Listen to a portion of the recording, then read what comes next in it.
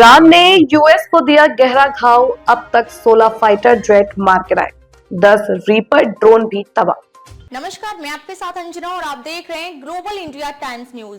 आइए सही चीज को सही लोगों तक साझा करें। रिपोर्ट में सबसे दुखद पहलू तकनीकी खराबी और गलतियों के कारण हुआ नुकसान है। एक ऑपरेशन के दौरान KC-135 रिफ्यूलिंग टैंकर के दुर्घटनाग्रस्त होने से चालक दल के सभी 6 सदस्यों की मौत हो गई।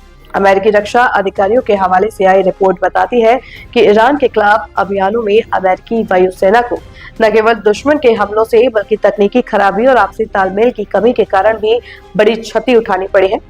ब्लूमबर्ग और CNN की रिपोर्ट्स के अनुसार युद्ध की शुरुआत से अब तक अमेरिका के कम से कम 16 सैन्य विमान नष्ट हो चुके हैं, जिनमें अत्यधिक महंगे ड्रोन और रिफ्यूलिंग टैंकर शामिल हैं। युद्ध की शुरुआत से अब तक 10 MQ-9 रीपर ड्रोन नष्ट हो चुके हैं, जिनमें से 9 ड्रोन्स को ईरानी एयर डिफेंस सिस्टम ने उड़ान के दौरान मार गिराया है। एक ड्रोन जॉर्डन के एयरफील्ड पर ईरानी बैलिस्टिक मिसाइल हमले की चपेट में आ गया, जबकि 2 अन्य तकनीकी हादसों का शिकार हुए।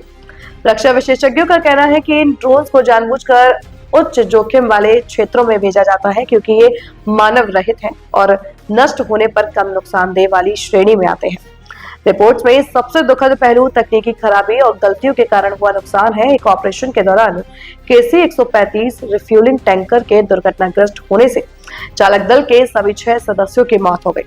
वहीं कुवैत में अपनी ही सेना की गलत पहचान के कारण 3 अमेरिकी F-15 लड़ाकू विमान मार गिराए गए।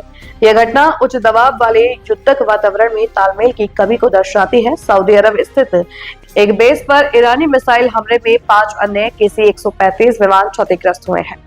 आमतौर पर अमेरिकी वायुसेना किसी भी युद्ध में एयर सुपीरियरिटी हासिल कर लेती है, लेकिन ईरान के मामले में यह चुनौती साबित हो रही है।